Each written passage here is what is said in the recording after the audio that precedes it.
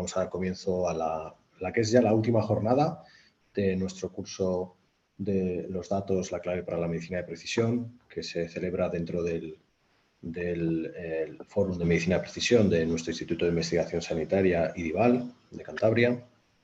Y en la última jornada habíamos previsto dedicarla íntegramente a una mesa de debate alrededor de pues uno de los proyectos, creemos, de mayor interés que pueda haber ahora mismo en el panorama científico nacional, en el ámbito especialmente de la medicina, y que creemos que también es un referente, como después tendrán ocasión los ponentes de comentarnos y darnos su opinión, en el ámbito europeo e internacional.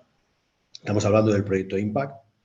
El proyecto IMPACT es una iniciativa promovida por el Instituto de Salud Carlos III y tiene como misión establecer los pilares para facilitar el despliegue de la medicina de precisión en el Sistema Nacional de Salud, asegurando varios elementos.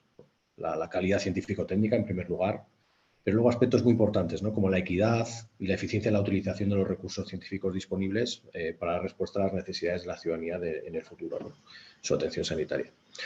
Es un proyecto muy ambicioso, como luego tendrán ocasión los ponentes de comentarnos, puesto que tiene prevista la inclusión de hasta 200.000 participantes voluntarios que aportan pues, su toma de muestras para poder participar en el programa y que sirve de base de materia prima, digamos, para todo el trabajo posterior de todos los investigadores. Bueno, hay que decir que el proyecto IMPACT tiene tres ejes estratégicos. El eje 1, medicina predictiva, del cual su investigadora principal nos acompaña hoy aquí, que es Marina Pollán. Bienvenida, Marina. Buenas tardes. Hay un eje 2, que es de ciencia de los datos, cuyo investigador principal es Alfonso Valencia. Alfonso, bienvenido. Muy buenas tardes. Y hay un tercer eje, medicina genómica, cuyo IP es Ángel Carracedo, al que hemos intentado también invitar a estar hoy aquí y, bueno, lamentablemente pues al final nos ha tenido que declinar por motivos de agenda. Y que, bueno, entre estos tres ejes pues componen un poco toda la iniciativa del proyecto IMPACT en diferentes ámbitos que no quiero adelantarme a describir, puesto que los propios ponentes pues seguro que lo pueden hacer muchísimo mejor que yo, ¿no? Y luego, además de estos grandes ejes estratégicos, sobre todo hay dos líneas transversales, ¿no?, al proyecto, como son la ética e integridad científica.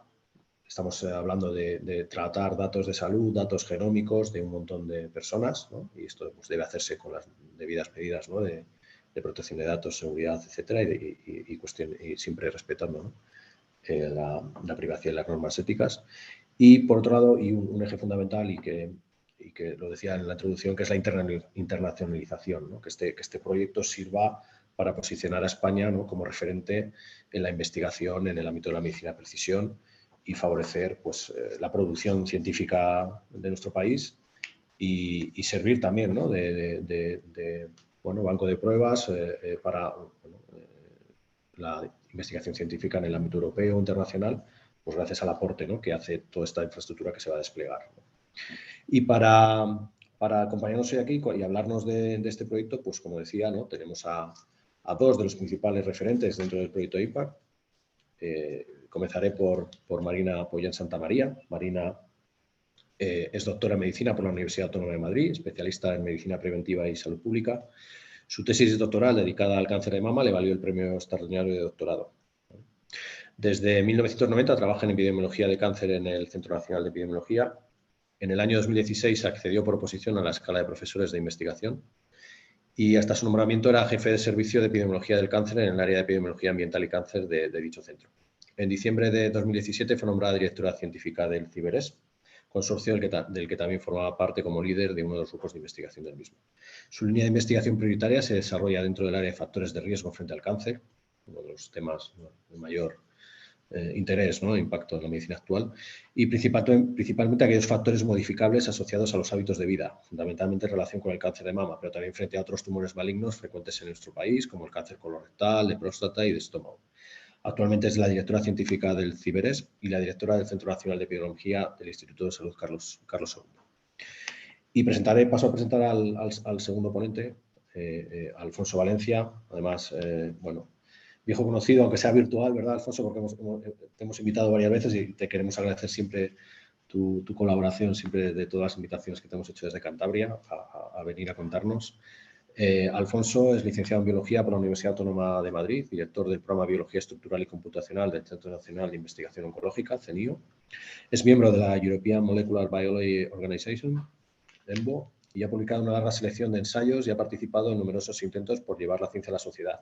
Importante esto, de los que cabe destacar su colaboración con Santiago Ortiz y Luis Rico, Media Lab Madrid, en el proyecto Genome. Actualmente es el director del Departamento de Ciencias de la Vida en el Centro Nacional de Supercomputación de Barcelona y del Instituto Nacional de Bioinformática. Bueno, como tenemos tiempo, porque tenemos 2 horas, ¿no?, disponibles, si no las gastamos, pues no pasa nada tampoco, pero sí que quería comenzar dándoles voz a los 2 ponentes principales, ¿no?, de la mesa para que, bueno, nos hagan una primera exposición y marquemos un poco un contexto del debate posterior y que, bueno, pues tanto Marina, en primer lugar, si te parece, pues pudieras hacernos una presentación de qué supone Impact y, sobre todo, en particular, el eje de medicina predictiva, ¿no?, que lideras, pues cuál es su contenido, cómo está avanzando y cuáles son los objetivos del mismo. Muchas gracias, Santi. Y bueno, Vale. pues muchas gracias por darnos la oportunidad de participar en este curso, que es muy interesante. Hemos preparado una presentación, creo que Alfonso también, para presentaros de una manera más formal, ¿no?, ya que tenemos más tiempo en la sesión, que es de 2 horas. Pues lo que estamos haciendo dentro de cada uno de nuestros pilares, entiendo. Yo voy a hablar, como os digo, del primer pilar, pero bueno, voy a contextualizar. Como sabéis todos, estamos en la era de la medicina de precisión y seguro que no estoy diciendo nada que todo el mundo no sepa, ¿no? Pero esto pues supone llevar a la práctica clínica la estratificación cada vez mayor en el ámbito de diagnosticar y tratar a los pacientes, pero también intentar prevenir, porque por otra parte el descubrimiento del genoma pues nos permite al menos acercarnos a distinguir esa diferente susceptibilidad individual que tenemos cada uno y a poder pues plasmar o recoger esa información para hacer modelos de predicción. Si además tenemos en cuenta que las enfermedades más frecuentes, las enfermedades crónicas en general, bueno, y otras, además de una susceptibilidad genética grande, están suponiendo una gran carga para la sociedad, pues el tema de la prevención, que es mi tema, ¿no? Yo soy epidemióloga, me dedico sobre todo a desenmascarar o a poner conocimiento de los factores que hacen que unas personas tengan más cáncer en mi ámbito que otras, pero esto es generalizable. Pues eso es, la prevención ha entrado de lleno dentro de lo que es la medicina de precisión. Y para poder predecir necesitamos tamaños muestrales grandes, porque ya no se trata de hacer una estimación a partir de un estudio de cuál es el efecto promedio de una variante genética, del tabaco, de un estilo de vida, sino que necesitamos ser capaces de bajar al individuo y poder decirle cuál es la probabilidad que tiene de desarrollar un determinado evento. Y eso es lo que hace o lo que suscita la necesidad de contar con grandes cohortes, grandes estudios, grandes bases de datos, quiero decir. Bueno, sabéis que en septiembre de 2020 salió esta convocatoria, que es la convocatoria que ha mencionado Santiago. Era una reivindicación desde hace tiempo, supongo que desde otros ámbitos, desde el ámbito de la epidemiología y la salud pública, desde el ciber de epidemiología y salud pública concretamente, llevábamos tiempo intentando convencer al Instituto de Salud Carlos III y a las autoridades sanitarias en general de la necesidad de tener una corte representativa española que nos representase bien para poder contextualizar, probar los modelos que desarrollan otros en nuestro ámbito. Nuestra experiencia, y esta ya es de mi grupo de investigación, es que los modelos a veces se transportan de un sitio a otro y no son exactamente transportables porque se han generado en otro contexto. Por otra parte, nuestro modo de vida tiene peculiaridades que no son bien recogidas en el ámbito anglosajón, que es de donde vienen todos los modelos o la mayor parte de los modelos de los que disponemos y por tanto pues esto era una reivindicación, ¿no? Como digo, en septiembre del 2020, después justo de la primera onda pandémica, bueno, epidémica para nosotros, pero pandémica para el mundo, del COVID-19, ¿no? Del SARS-CoV-2, sale esta convocatoria en la que se plantea pues, un esfuerzo muy grande económico, entiendo, por parte del Instituto de Salud Carlos III para poner a España en el mapa de la medicina de precisión. Y se plantea con solicitando proyectos para 3 áreas concretas y yo voy a hablar, como ya ha comentado Santiago, del área de medicina predictiva. La convocatoria plantea crear una cohorte representativa de la población española, crear la infraestructura de datos necesaria para dar soporte a todo el acúmulo de información, no solo de la cohorte, sino de toda la información disponible en el ámbito sanitario y allá donde nos deje la ética para poder investigar y poder avanzar en el ámbito de la medicina de precisión. Esto lo contará seguro mucho mejor que yo, Alfonso. Y un tercer pilar, que es la medicina genómica, que es todo el despliegue de la secuenciación genómica de problemas de salud diferentes y también el soporte, y así lo entiendo yo y creo que Ángel coincide conmigo, para genotipar y secuenciar a los participantes de la cohorte a la que yo me voy a referir a partir de ahora.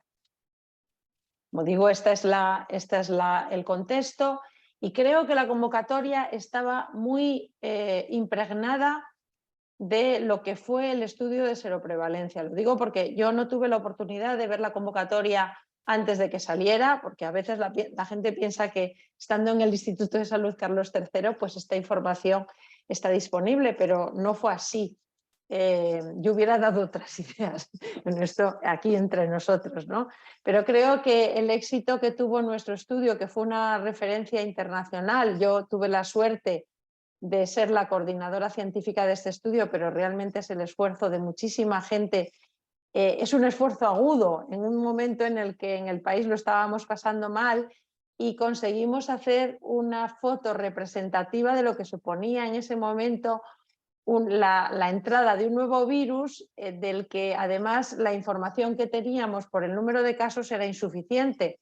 El sistema de vigilancia de COVID-19, bueno, de las enfermedades transmisibles, se lleva en mi centro, pero en ese momento sabemos todos que no había suficientes PCRs. Quiero decir que el esfuerzo se hizo por algo, no era una cuestión anecdótica. Si hubiéramos dispuesto de una gran cohorte, como le ocurrió a Reino Unido, podríamos haber echado mano seguramente de esa cohorte y tal vez de otras estudios o infraestructuras disponibles para responder a lo mejor más rápidamente. No lo sé, esto es un wishful thinking, no lo sabemos, ¿no? Entonces creo que la seriedad de la pandemia y el éxito del estudio de seroprevalencia impregnaron de algún modo por lo menos la parte del eje 1 del IMPACT, de la convocatoria IMPACT, porque se nos requería crear esta gran cohorte en colaboración con los servicios de atención primaria de todas las comunidades autónomas y de las ciudades de Ceuta y Melilla, que son autónomas también. Es decir, que esto es algo que es un reto para un país y lo quiero poner aquí encima de la mesa para que entendáis un poco el contexto de cómo estamos trabajando. La convocatoria lo decía así y nosotros estamos intentando, en la medida de lo posible, seguir esa convocatoria. Entonces, como os digo, el objetivo es establecer en España una gran cohorte poblacional. Señalo ahí lo de al menos 200.000 participantes. Está claro que con el horizonte del proyecto esto era inviable, pero entiendo que el espíritu de la convocatoria es poner en marcha los cimientos para que esto sea posible, ¿no? Y digo lo de al menos porque hay cohortes bastante más grandes y cuanto más grande sea la cohorte, pues más información podremos obtener de ella y más, pues daremos más potencia al conjunto de grupos investigadores que la vayan a utilizar, porque esto es una infraestructura para utilizar, como ha dicho Santiago, por todos los grupos de investigación, primero los españoles, pero también estará abierta a otros investigadores, ¿no? Y entonces, bueno, pues nosotros nos centramos sobre todo en lo que es la parte de prevención y, por lo tanto, primero monitorizar el estado de salud. Veníamos de tener que monitorizar cómo estábamos con el COVID, pues ahora crear una herramienta que permita eso en el contexto del país, predecir el riesgo de enfermedad, como os decía antes, que es muy importante, es decir, poner a España en el mapa de la medicina preventiva de precisión, desarrollar modelos o validar modelos o adaptar modelos que podamos hacer eso en nuestro contexto, porque como os digo, bueno, yo vengo del ámbito del cáncer de mama y vimos claramente cómo un modelo que se estaba utilizando en estudios de quimioprevención aplicado en España absolutamente sobreestimaba el número de casos. Esto es por poner un ejemplo muy sencillo, con otros modelos puede pasar también. Y también que la corte sirva para identificar biomarcadores de enfermedad subclínica para adelantarnos al diagnóstico, ¿no? Lo que es el diagnóstico precoz. Tener las muestras que permitan hacer eso. No lo haremos nosotros, pero en España el tejido investigador es muy grande. Entonces, nosotros nos hemos fijado mucho en las iniciativas que ya existían.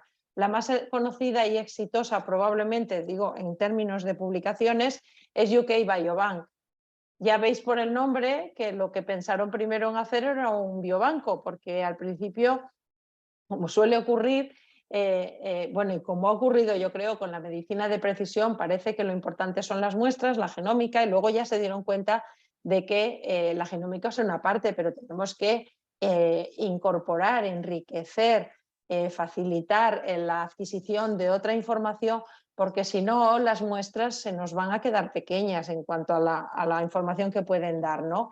Se estaba creando, bueno, se está recopilando todavía en este momento la corte Holofast, que también la hemos estado mirando, y luego hemos estado mirando también muy de cerca la corte de Francia y la corte alemana, que tienen un tamaño de 200.000. De ahí el mágico número de 200.000. Si Francia y Alemania han sido capaces de generar una corte de ese tamaño, nosotros deberíamos aspirar a un mínimo de 200.000.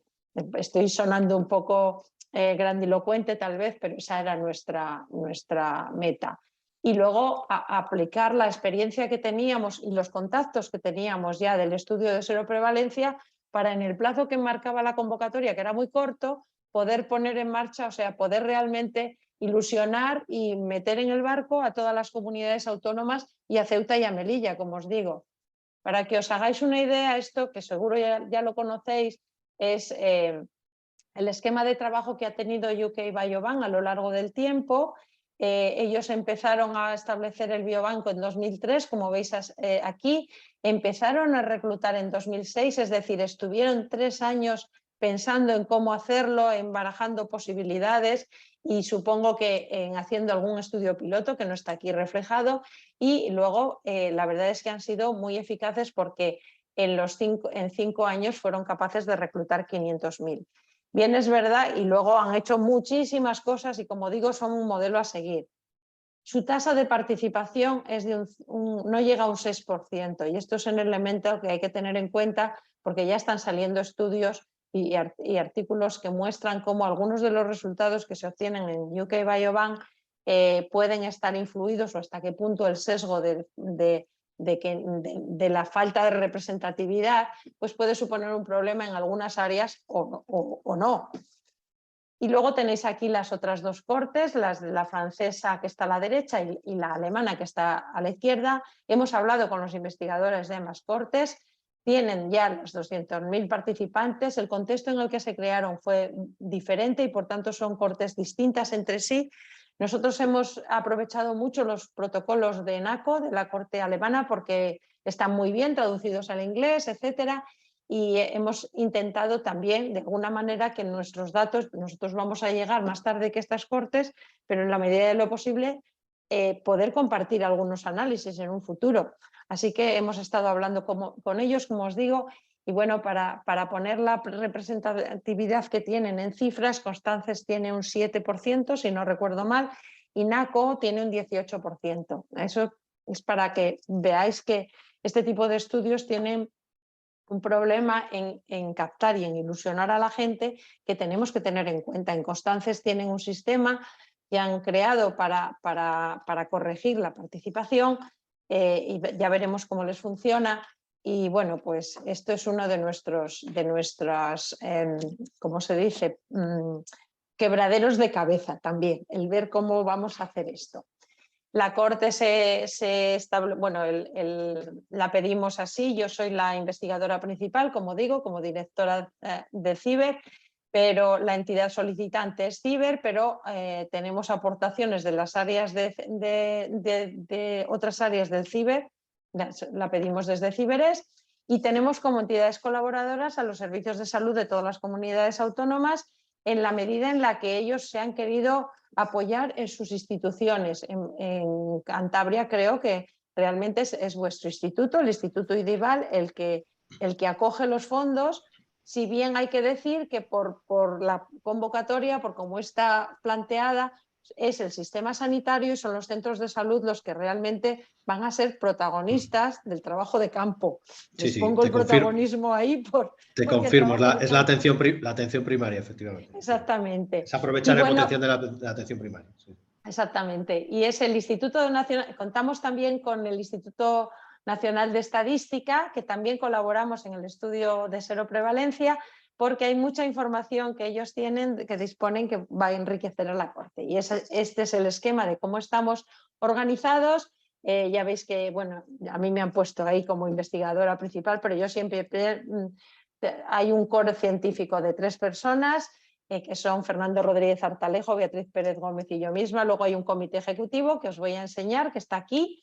Ahí tenéis a las 3 personas más señaladas, que son quienes escribieron la convocatoria conmigo, vamos, el proyecto, y nos reunimos todas las semanas, etcétera.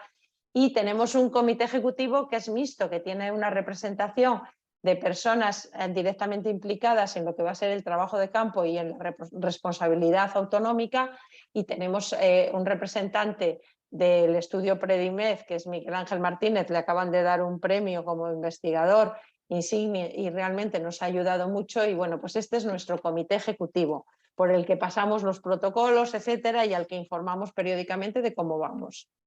Y luego tenemos un comité de participación operativa, le hemos llamado así, en el que estamos, bueno, como veis, hay personas que se repiten del comité ejecutivo, porque el comité de participación operativa es en el que están todas las comunidades.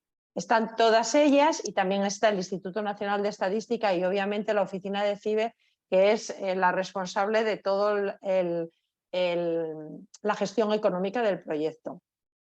Y en este comité, que también nos reunimos todos los meses, vamos avanzando, vamos tomando decisiones y se van dando sugerencias también de los grupos de trabajo que vamos creando.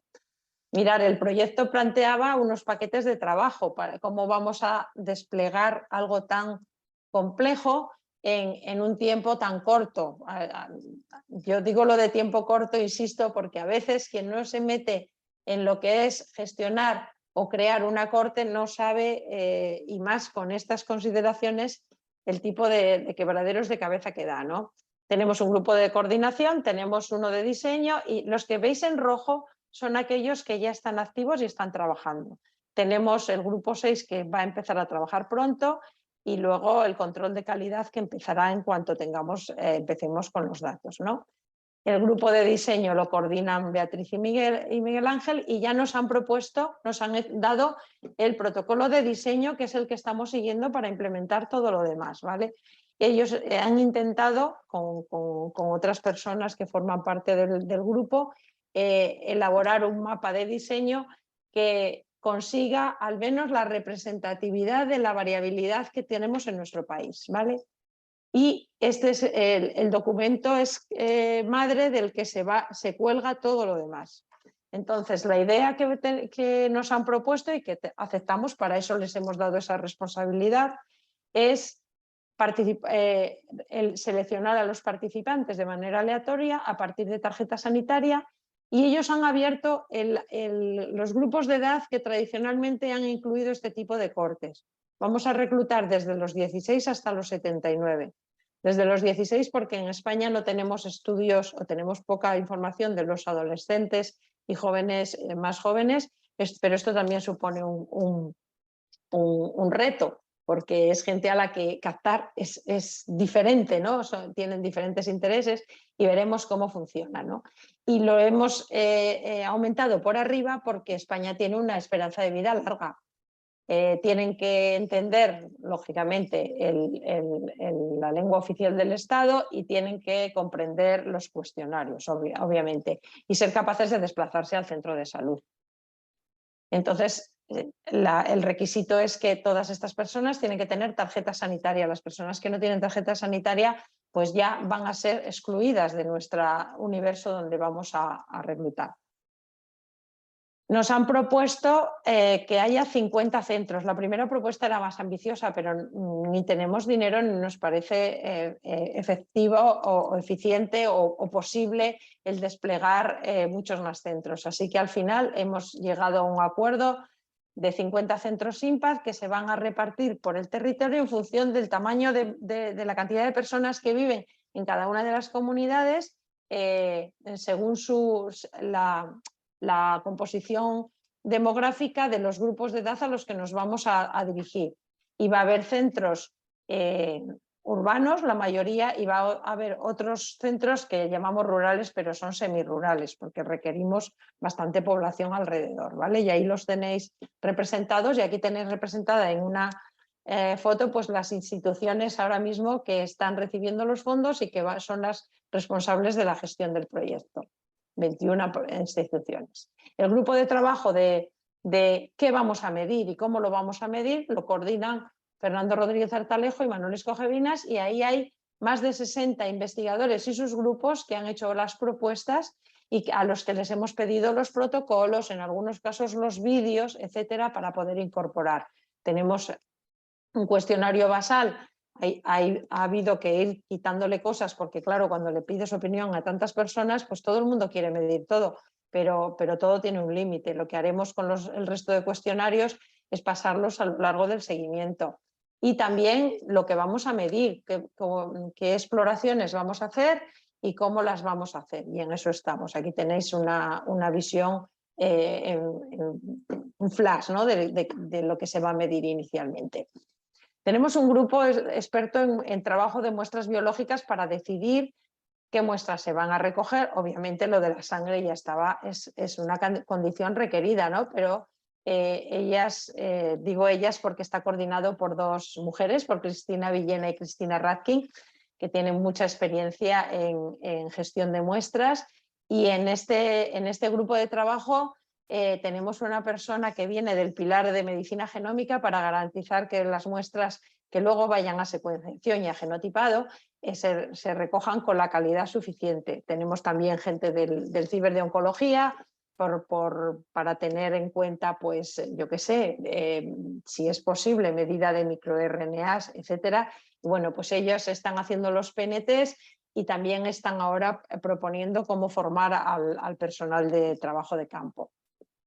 Tenemos un grupo de trabajo de recuperación de la información clínica que nos parece relevante que ya pudiera existir en la historia clínica de estas personas.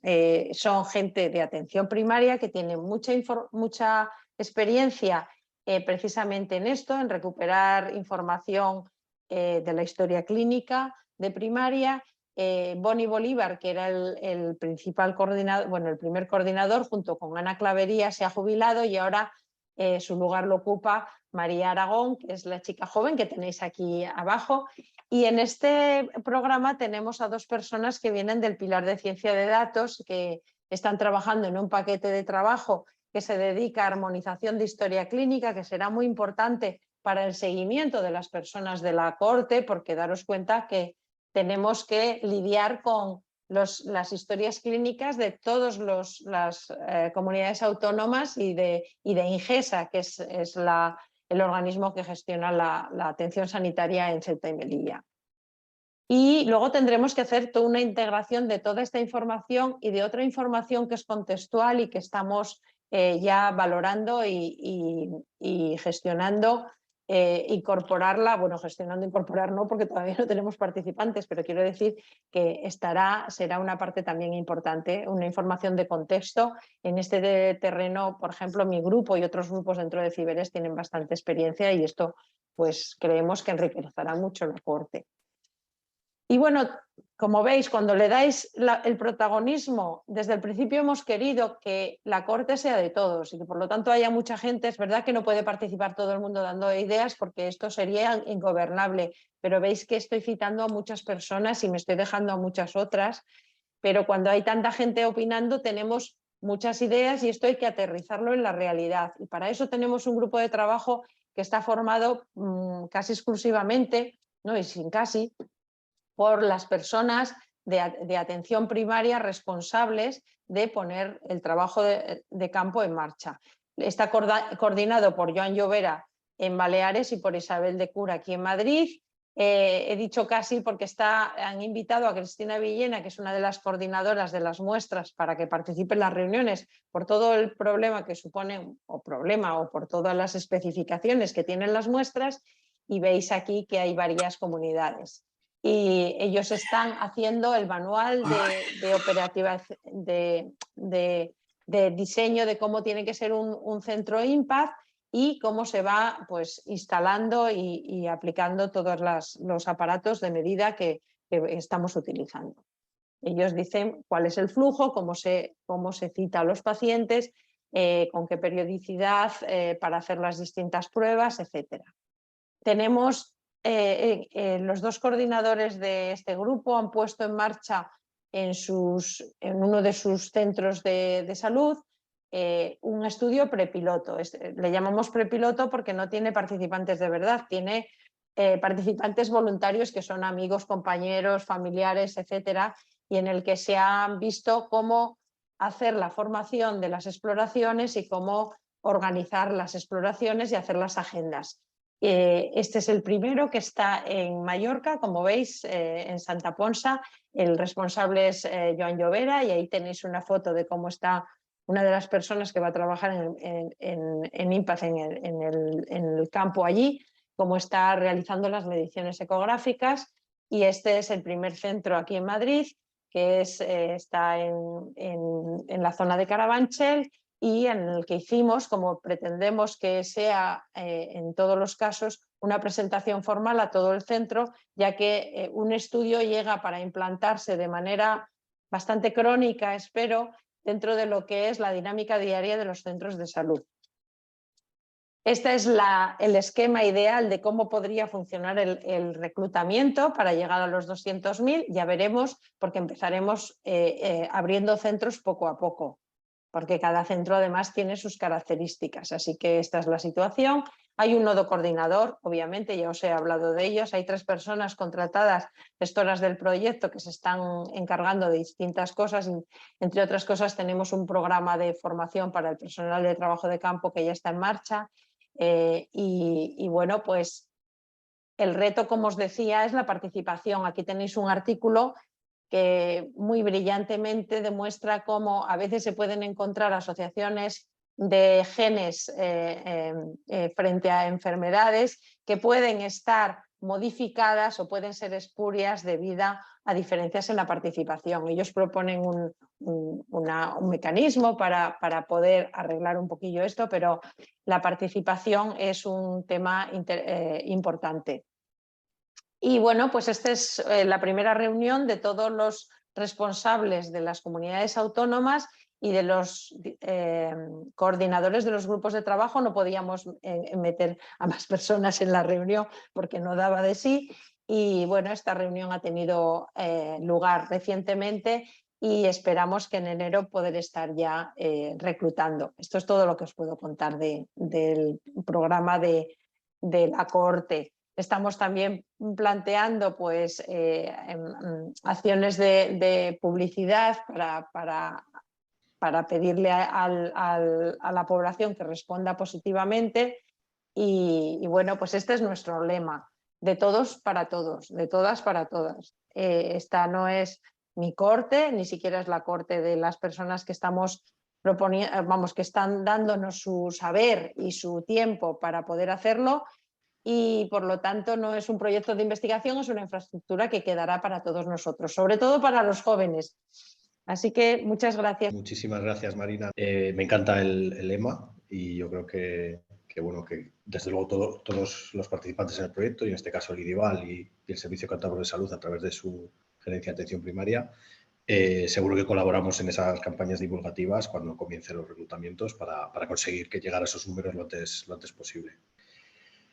Y para presentar el segundo eje del proyecto Impact, como os decía al inicio, tenemos a Alfonso Valencia, que es el investigador principal del eje de ciencia de los datos, y al que, bueno, pues ya le he presentado antes. Agradecerte, Alfonso, como siempre, ¿no? Tu colaboración, siempre dispuesto a divulgar y a contarnos, ¿no? cómo marcha tanto el proyecto Impact como todo lo que hacéis en el Barcelona Supercomputing Center en el ámbito de ciencias de la vida, que es interesantísimo y que estáis marcando un poco pues, la punta de lanza, ¿no? Creo, de la investigación médica en España, sobre todo además desde el punto de vista que nos interesa mucho a los que estamos en el ámbito de telecomunicaciones e informática, como es el manejo de los datos, ¿no? Yo creo que hay un gran boom, ¿no? de proyectos y iniciativas y siempre es un placer escucharte.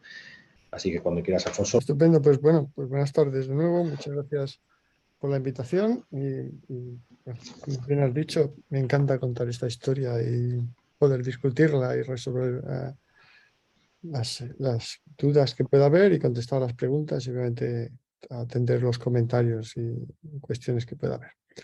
Vamos allá. Bueno, pues esto, quería primero introducir el Barcelona Supercomputing Center para quien no lo conozca.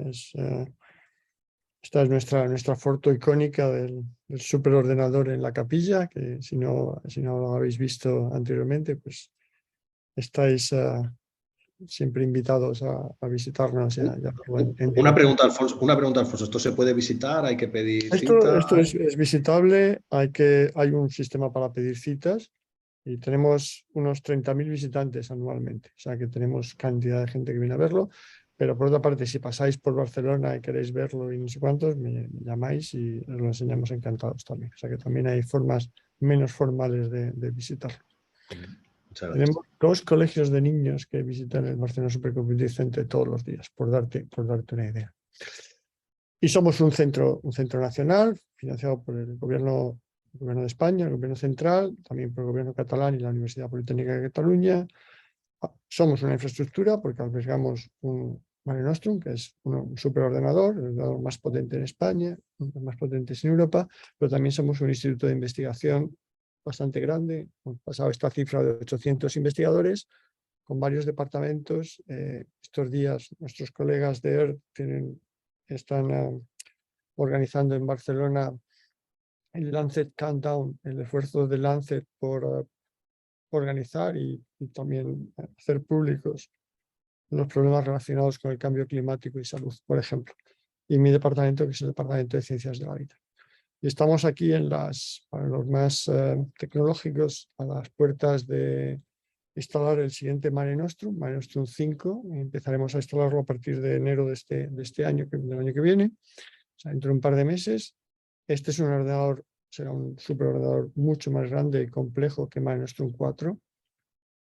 El precio, si queréis ponerlo en dinero, son unos 220 millones de euros, financiados entre la Comisión Europea y España, con una aportación de Portugal y Turquía. Y son, como veis aquí, varias máquinas y bueno, es todo un invento tecnológico. A su vez, estamos también, y también los periódicos, en la instalación de 2 ordenadores cuánticos.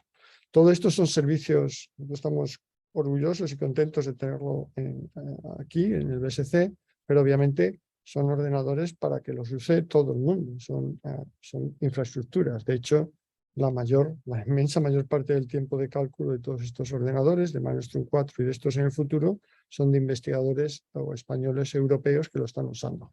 No necesariamente, y no es su mayoría del BSC. Por tanto, estar contentos están contentos porque tenemos como país este tipo de recursos punteros que creo que son imprescindibles para el tipo de cosas que hacemos. Bueno, ya Marina ha introducido medicina personalizada. Visto desde el punto de vista de datos, pues el esfuerzo por poner juntos los datos de todas estas ómicas, genomas y otros, con los datos de fenotipos, medical records, imágenes, social media, etc.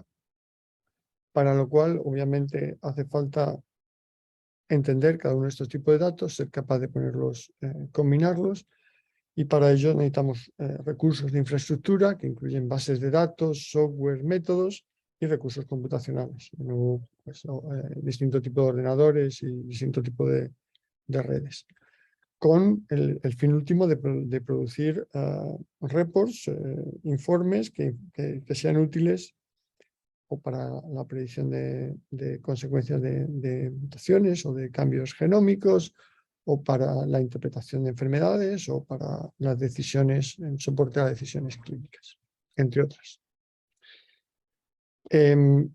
Ya Marina ha introducido esto. Obviamente Impact es mucho más grande que los 3 pilares, pero los 3 pilares son, digamos, los que esperamos que tengan continuidad y den estructura a este proyecto estratégico de medicina personalizada como proyecto de investigación del Instituto de Salud Carlos III, con intención de tener una incidencia en el sistema de salud nacional, obviamente. El pilar, quería poner un poco en contexto, porque era una de las cuestiones que se planteaba, poner en contexto el esfuerzo de Impact. Y ahora mismo hay proyectos de medicina personalizada, como sabéis, en todos los países europeos, o en la mayoría de los países europeos. No voy a entrar en la descripción de los distintos proyectos, pues llevaría mucho tiempo. Hay muchos informes que los comparan y describen. Vengo poniendo el de Suiza, porque me parece que es el país, posiblemente el país más distinto en cuanto a financiación, porque obviamente tienen cantidades de dinero enormes, tanto en la parte de salud como en la parte de investigación. Y también una estructura muy distinta en su sistema de sanidad, con una parte privada muy distinta y una distribución muy distinta del sistema sanitario, los seguros. Sin embargo, si miras cómo está organizado su proyecto, la parte de datos de su proyecto de medicina personalizada, pues es muy parecido al de todos los otros países europeos, también parecido al nuestro conceptualmente.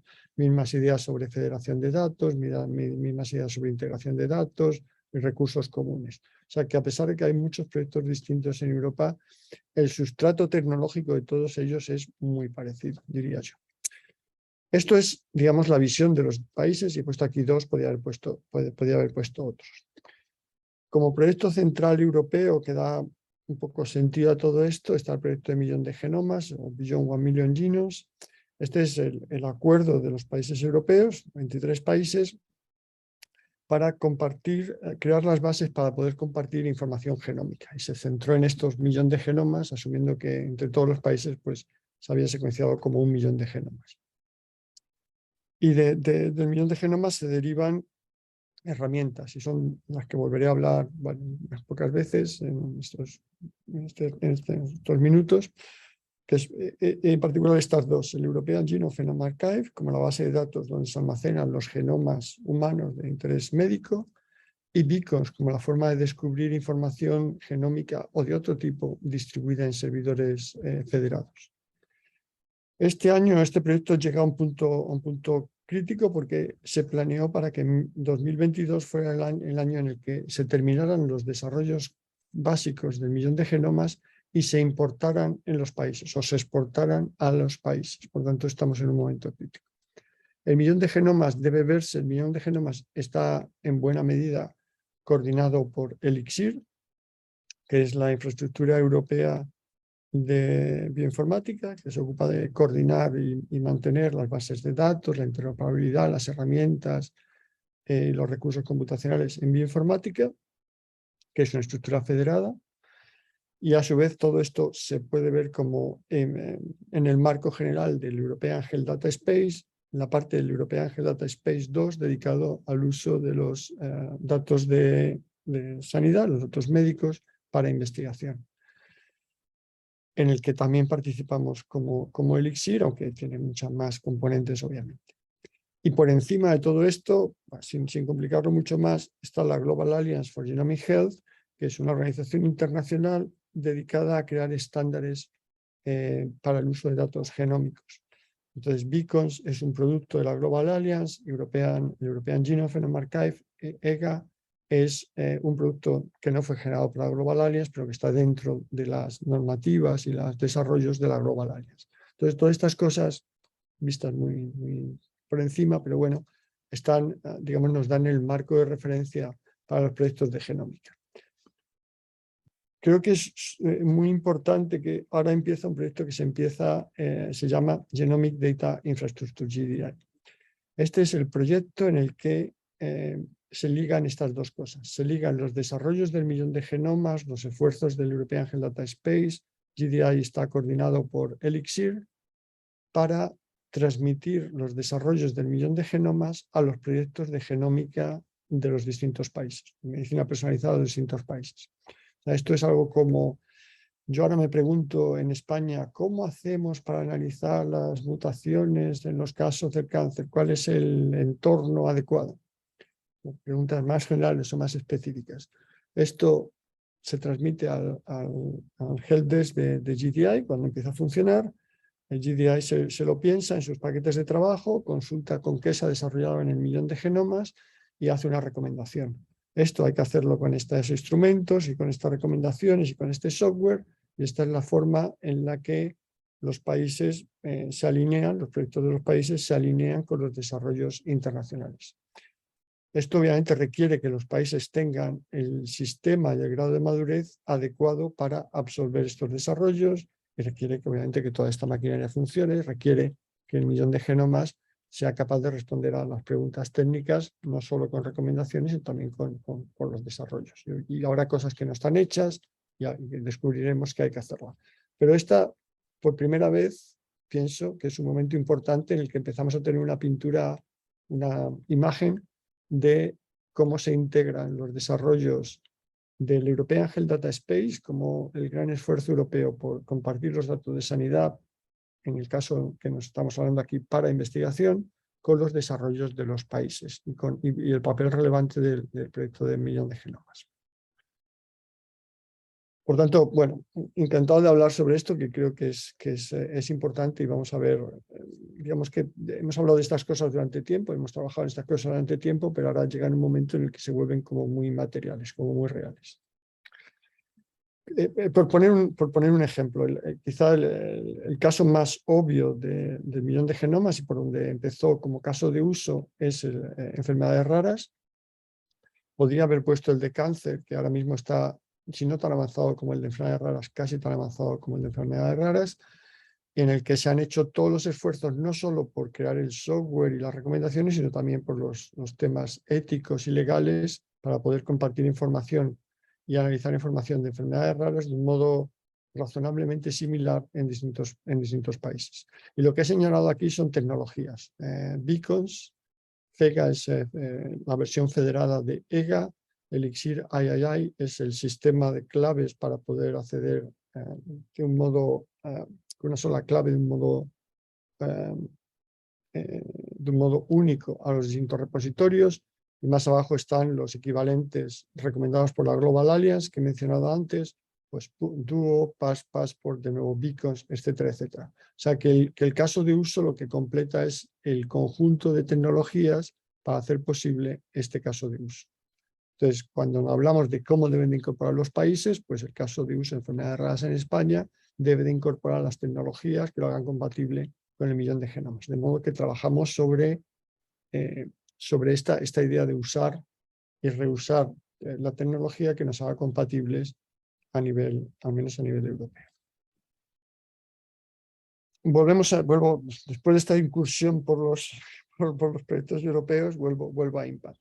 IMPACT se organiza, creo que la única forma lógica, ¿no?, de acuerdo con esta idea de los proyectos de medicina personalizada, cómo organizar los datos genómicos, cómo organizar los datos médicos y de imagen, cómo integrar esos datos con una infraestructura de gestión que permita las plataformas para utilizarlos y con unos casos de uso que vienen a ser, en principio, estos dos de enfermedades raras y cáncer, como de alguna forma la descripción general de las dos problemáticas que están abordadas en el millón de genomas y sobre las que representan dos tipos de problemáticas distintas.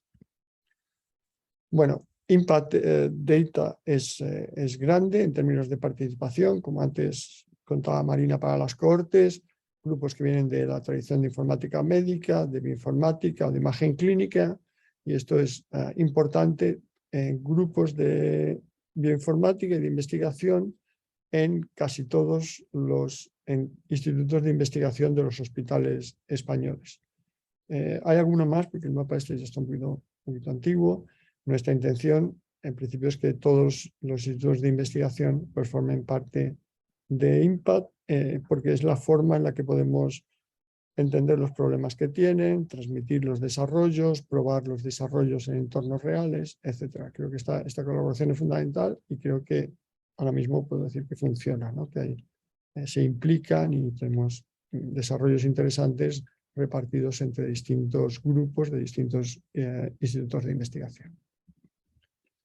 También tenemos, y no quiero extenderme mucho, dos cosas que creo que son importantes: agencias evaluadoras, con algunas ya hemos tenido más contacto, con otras todavía estamos por hacerlo, pero están en el curso del proyecto, con la idea de que sean a las que le contemos qué prototipos y qué desarrollos hemos hecho, qué nos ha ido bien, qué hemos evaluado, qué nos parece que son útiles, cómo pensamos una evaluación técnica, y que sean estas agencias de evaluación o comités de evaluación los que tomen los desarrollos y los reports y las evaluaciones y consideren la posibilidad de recomendarlos o implementarlos en sus dominios o en sus sistemas o en los sistemas de salud. Nosotros, como proyecto de investigación, podemos hacer desarrollos, podemos hacer prototipos y probarlos, pero obviamente no somos los que vamos a implementar en el sistema de salud. Y por otra parte, hemos pedido a las compañías con las que han querido, ¿no? Demostradores de tecnologías que cubren distintas partes, unas son muy generales, otras son muy específicas, que pensamos que son tecnológicamente interesantes. De las tres primeras ya tenemos demostradores que están poniéndose en marcha, esperamos tener resultados este mismo año, o sea, antes del final de año, y con las otras tres estamos todavía discutiendo exactamente cómo van a ser los demostradores. De nuevo, nosotros, estos son compañías, nosotros ni compramos ni vendemos como Impact, obviamente, simplemente evaluamos las tecnologías, demostramos a los institutos de investigación que están en Transbionet y en Impact cómo funcionan las tecnologías para que ellos sean los que decidan si les falta ese tipo de tecnología, si quieren comprar este producto en concreto o interesarse por ese área de tecnología para completar su desarrollo tecnológico. Por tanto, creo que es una forma razonable de colaborar con estas compañías. Bueno, tenemos muchos objetivos, tampoco voy a leer esta diapositiva entera, me voy a centrar hoy en lo que tiene que ver con aspectos de uso de datos federados, cómo vamos a crear métodos o cómo estamos creando métodos para poder usar los datos, bien sean médicos o genómicos, sin sacarlos de sus repositorios, pero siendo capaces de explotarlos. Esto creo que esto es un principio básico de los desarrollos de Impact, pero es un principio básico de todos los desarrollos europeos.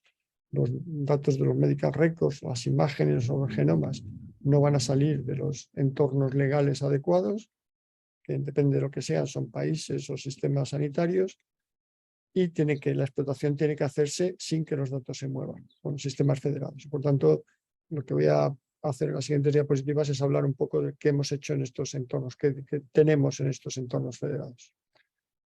Por lo tanto, es procesos para lograr compartir datos genómicos y o clínicos en investigación biomédica. El primero es en genómica, es esta base de datos EGA de la que estaba hablando, como un recurso que desarrollaron entre el MBL y el CRG, y los datos se albergan en el BSC. Ahora mismo EGA son 16,5 petabytes de datos, es una cantidad de información enorme. De hecho, es la base de datos más grande que almacena el BSC ahora mismo. Y almacena los datos, los metadatos, los genomas, los reads, la descripción de los fenotipos y los sumarios de los datos de los estudios que se han guardado aquí. Por ejemplo, todos los datos del Consorcio Internacional del Cáncer, los genomas secuenciados por el Consorcio Internacional de Genomas del Cáncer, incluyendo todos los españoles de leucemia linfocítica, están guardados en EGA. ¿Quién lo usa? Pues es un recurso de uso mundial. Estos son quienes han pedido estudios, quienes han bajado datos de EGA, y bueno, pues hay de todo. Desde Japón, Estados Unidos han usado datos de EGA. Por tanto, es un recurso de valor internacional. Por dar un ejemplo, usamos esta diapositiva. El Sanger publica un paper sobre cáncer de páncreas, que es muy relevante porque tiene un estudio muy grande en el que depositan un conjunto de datos que son los datos de genomas que han usado para este estudio genómico, en el que han analizado problemas de inestabilidad y tal, pero han depositado el dataset. Otro grupo en Houston analiza esos datos y encuentra a nivel de investigación, nivel molecular, un gen que está asociado a un oncogen, a KRAS, que piensan que es importante, basado en estos datos y en su estudio, en cáncer de páncreas. Y un tercer grupo, en este caso un grupo en China, toma el estudio molecular para desarrollar una estrategia terapéutica, basándose en usar como target este nuevo gen que se había descubierto por el grupo de Houston basado en los datos de Cambridge. O sea que este es un poco el círculo virtuoso del uso de los datos genómicos que están en EGA.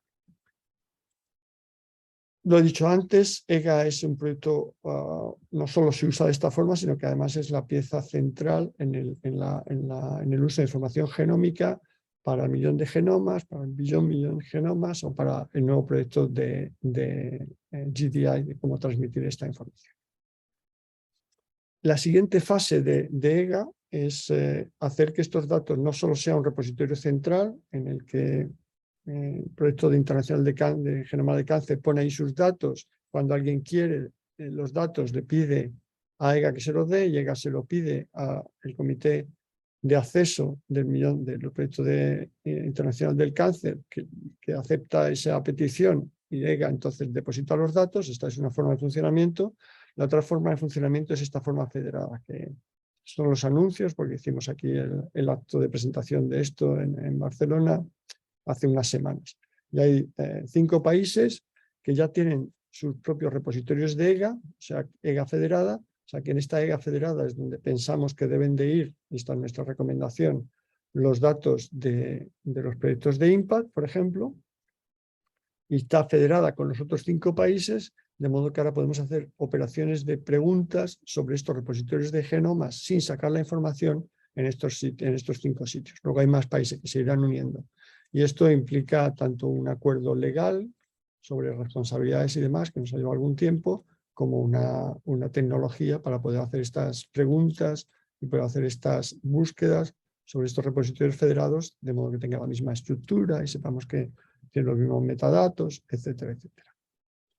Por tanto, esta es la forma en la que pensamos, la forma en la que hacemos nuestra actividad para hacer accesibles de modo federado los datos genómicos. Y en lo cual creo que hemos avanzado razonablemente. Los datos clínicos, como bien sabéis, la situación es bastante más complicada, porque los datos clínicos se generaron pensando en otra cosa, pensando en la atención médica directa, en el uso primario, no en el uso secundario. Esto complica la logística, como todos bien sabéis, con distintos formatos, distintas formas de organizar los datos en cada sitio, en cada hospital.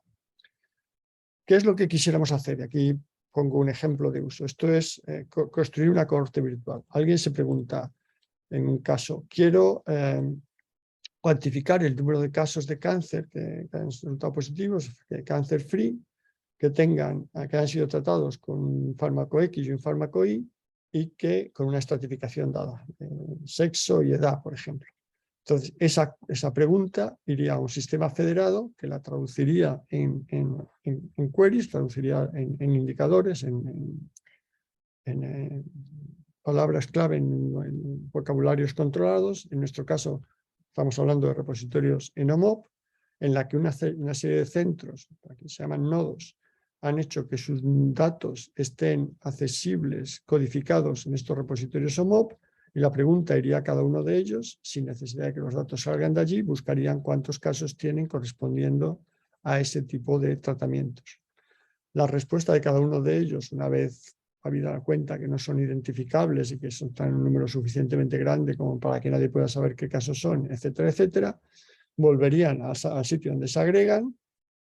Aquí se aplicarían las herramientas adecuadas para que se puedan analizar los datos y se devolvería una respuesta que diría: tantos pacientes tienen con esta estratificación, corresponden a este tratamiento con este resultado. Esto que parece aquí contado parece que está muy fácil, y bueno, todos sabemos que no está tan fácil. No existe ni el sistema de acceso federado, ni existen los repositorios de OMOP que sean compatibles y que además estemos seguros de que están bien, de que son interoperables semánticamente, que la información está. Y por supuesto, no existe en la mayor parte de los hospitales un sistema fácil para ir desde sus datos, sus data lakes y sus repositorios de información hasta sus repositorios OMOP, ¿no? Por tanto, esto es, intentamos prototiparlo, demostrar que esto es posible y en las formas en las que esto se puede hacer, con idea de que progresivamente podamos ir incorporando distintos actores, distintos hospitales o distintos sistemas para poder hacer este tipo de operaciones. O sea, sería un poco, esta es la idea. Tenemos dos hospitales que son los que han prototipado esto inicialmente, el 12 de octubre y el Clínic en Barcelona. Se está incorporando el Virgen de Rocío en Sevilla, que estarían a este nivel de poder pasar desde sus datos primarios en los hospitales o en los centros de atención primaria, con los ETLs adecuados, hasta un sistema de arquetipos en el que ellos han trabajado y que ya están diseñados para ser compatibles semánticamente. Y de estos arquetipos, que son más interesantes que los propios repositorios OMOP, ellos pueden interoperar a nivel de arquetipos, pero si no, todos operaríamos a un nivel más sencillo, que sería a nivel de repositorios OMOP. Habrá otros sitios que están a otro nivel de madurez, digamos, menos evolucionado quizá, en el que podrían pasar directamente sus datos a los repositorios OMOP, creando las pasarelas adecuadas. De modo que al menos todos pudiéramos interoperar a nivel de los repositorios OMOP, y en un nivel quizá más sofisticado, algunos pudieran operar a nivel de los arquetipos. De esto que es teoría, hemos pasado a la práctica. Esta es una demostración del Clínic el 12 de octubre con el Virgen de Rocío hace unas semanas, o hace unos pocos meses, después del verano, justo antes del verano, quiero decir, en el que demostraron cómo eran capaces, tenían los procesos para convertir sus datos desde los repositorios de cada uno de ellos, y tienen estructuras distintas y software distinto para hacerlos, hacer estos extractos en el estándar del 13606, pasarlos a unas instancias ontológicas, preparar los sistemas de queries y preparar y hacer tablas OMOP basadas en estos arquetipos. Y de ahí obtener repositorios OMOP. Esta es una operación que se ha hecho para casos de COVID, por tanto los arquetipos están definidos para casos de COVID. El siguiente que estamos haciendo es para casos de cáncer, un tipo de cáncer, entonces requiere también generar los arquetipos necesarios para hacerlo y las tablas de convergencia, etc. Lleva un trabajo acerca de una de estas cosas. La demostración yo creo que fue súper interesante, y así eran muchos de los Transbionet y muchos de los no sé, y ahora intentamos estabilizarla, documentarla y hacerla accesible de modo que otros se puedan incorporar a este tipo de tecnología. He subrayado aquí en azul una parte sobre cómo hacer esto, no sobre información ya codificada, sino sobre texto libre, que si tengo tiempo al final, os puedo contar dónde estamos con este tema del uso de tecnologías de lenguaje para extraer información directamente de los distintos documentos clínicos. La segunda parte complementaria a esto es, bueno, esta es la forma lógica, esto es la operación de cómo extraemos información desde el hospital, de estos hospitales, hasta estos repositorios OMOP. La otra parte de tecnología que estamos desarrollando es cómo somos capaces de hacer una query desde un sitio y que sin que con el mínimo esfuerzo del usuario esta query vaya hacia distintos sitios, ejecute un trabajo en estos sitios sin mover la información, extraiga los datos y devuelva los resultados. ¿Cómo hacer esto en la práctica? Atravesando los distintos distintas barreras, firewalls, en los distintos sitios. Esto requiere definir espacios de trabajo, quiénes son los usuarios acreditados, cuáles son los servidores de datos, cuáles son los servidores de métodos, cómo se conectan los servidores que tienen el software con los que tienen los datos, cómo se conectan estos con el que hace la pregunta, cómo reconocen cuál es la pregunta y cómo devuelven los datos. Hay toda una ingeniería por medio para hacer esto.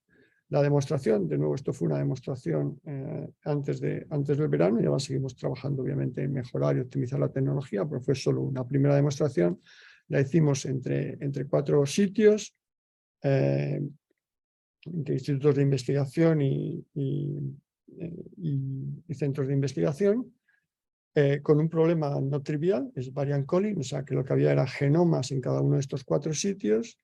En unos el genoma estaba junto a sitios que se computaba, en otros el genoma estaba en servidores distintos del sitio donde se computaba, pero dentro de su entorno, dentro de sus entornos, se mandaba la pregunta es dame las variantes para estos genomas, se lanza el software, que es el mismo software que es reconocido en los sitios, deja acceder a los genomas, deja que se haga el análisis, extrae las variantes y las devuelve de un modo homogéneo al que hizo la pregunta. Y el que hizo la pregunta la puede estar haciendo desde cualquiera de los 4 sitios porque su password es reconocida en los 4 sitios a la vez.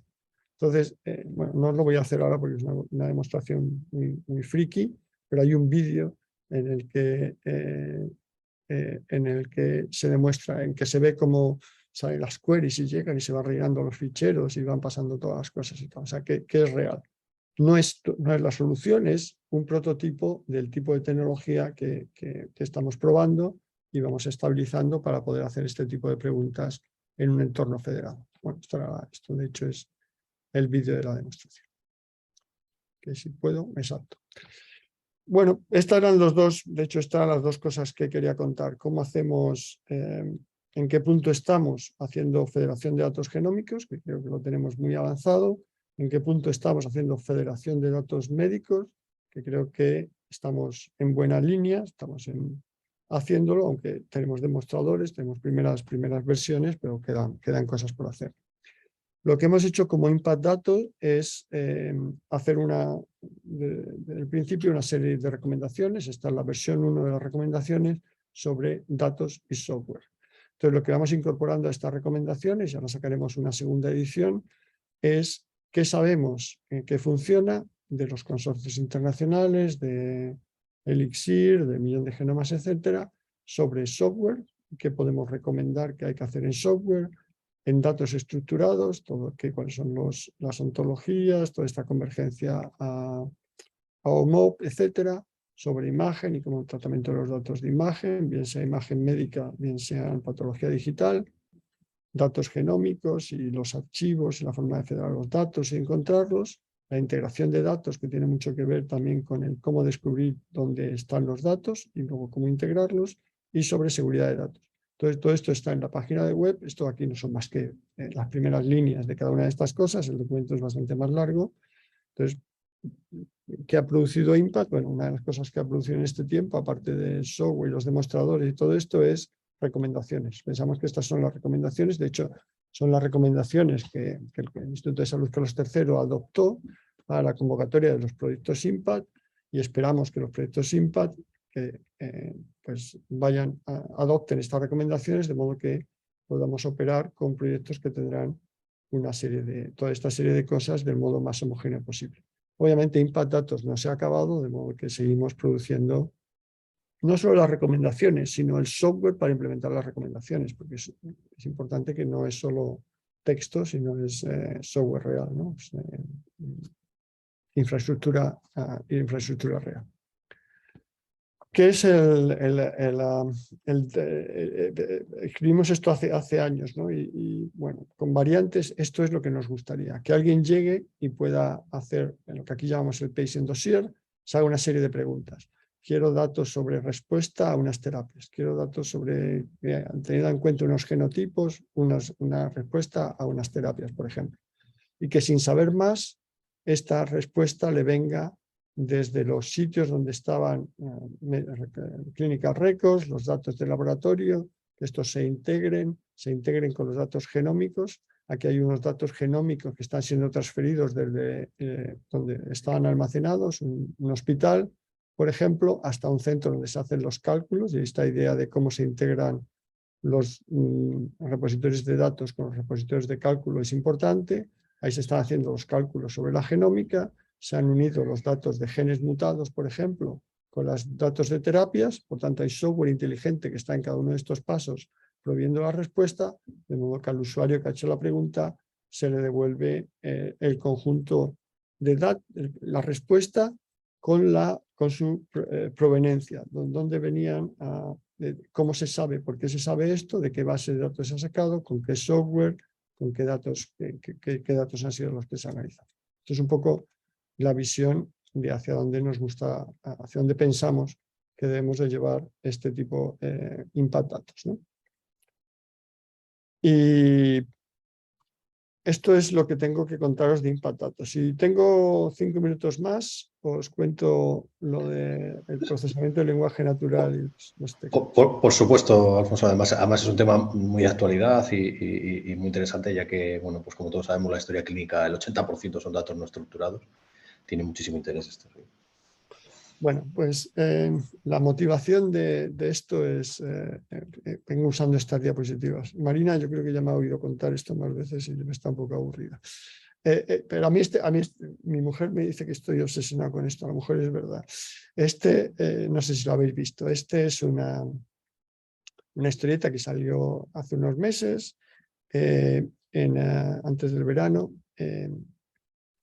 Este es un empleado de Google, que es un psicólogo que se dedicó durante unos meses a hablar con una inteligencia artificial de Google.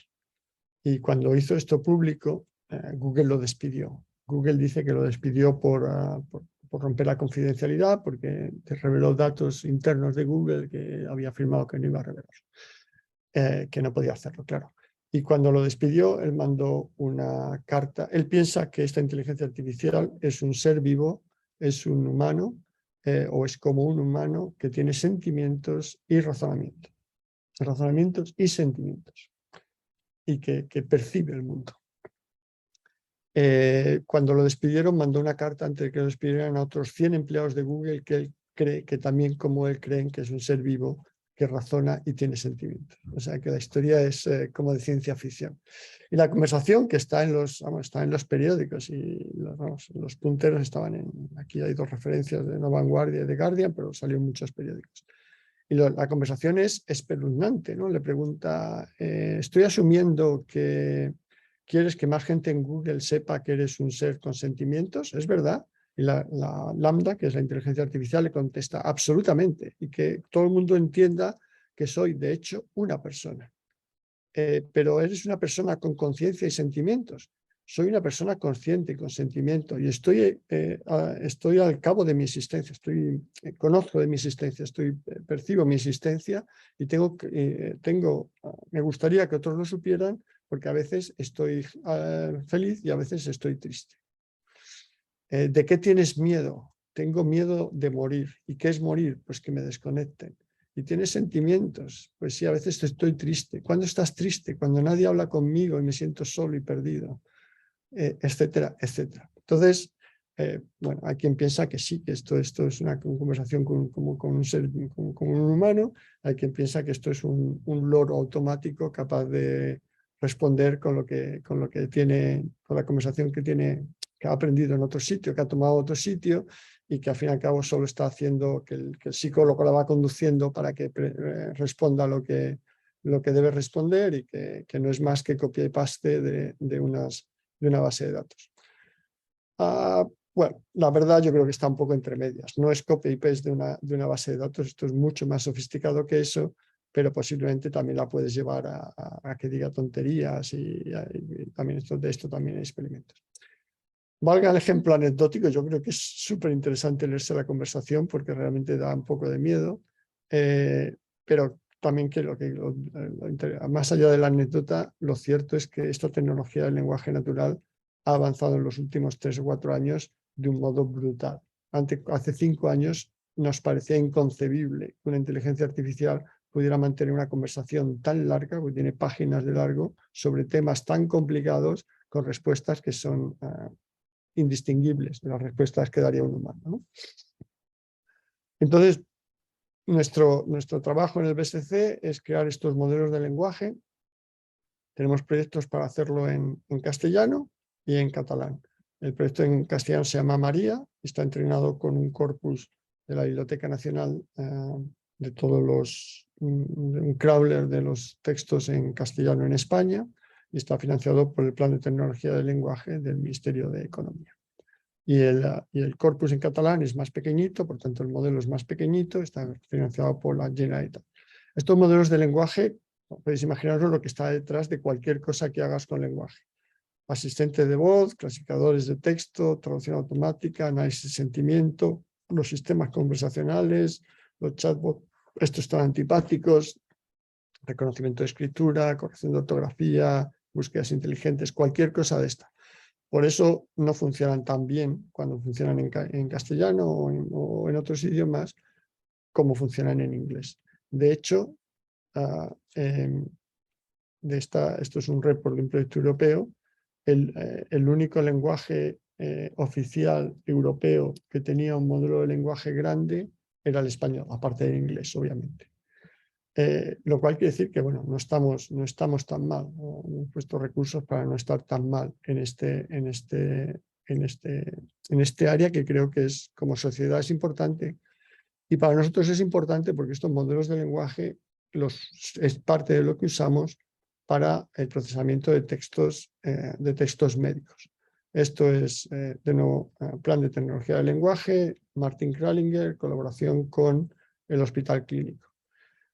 La dificultad, pues que los textos de los que disponemos en el área biomédica obviamente son mucho menos. Hemos recoleccionado todo tipo de textos. Tenemos aquí pues como 1 billón de tokens, que es mucho menos que los que tenemos en un idioma. Y luego que el lenguaje es extremadamente complicado, especializado, lleno de, ¿sabéis?, de abreviaturas, de significados distintos después del contexto y todo esto.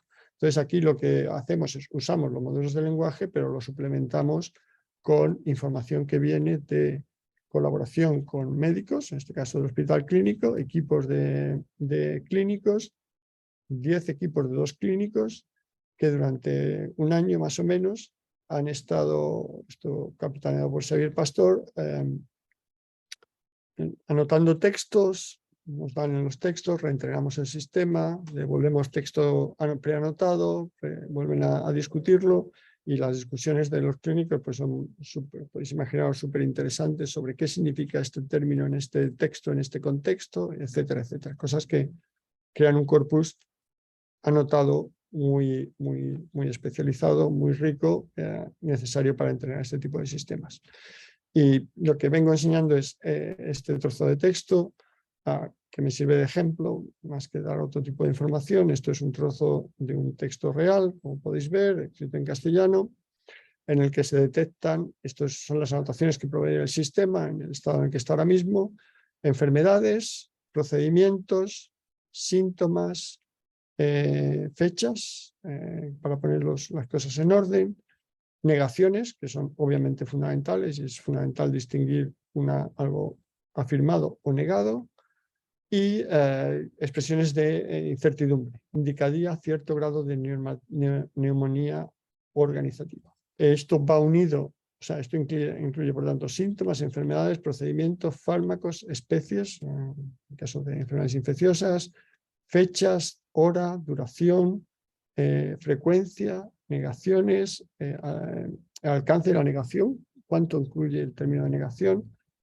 términos no especulativos y el alcance de la especulación. Y detectar la especulación y su alcance es igualmente importante, porque tiene que saber hasta dónde llega.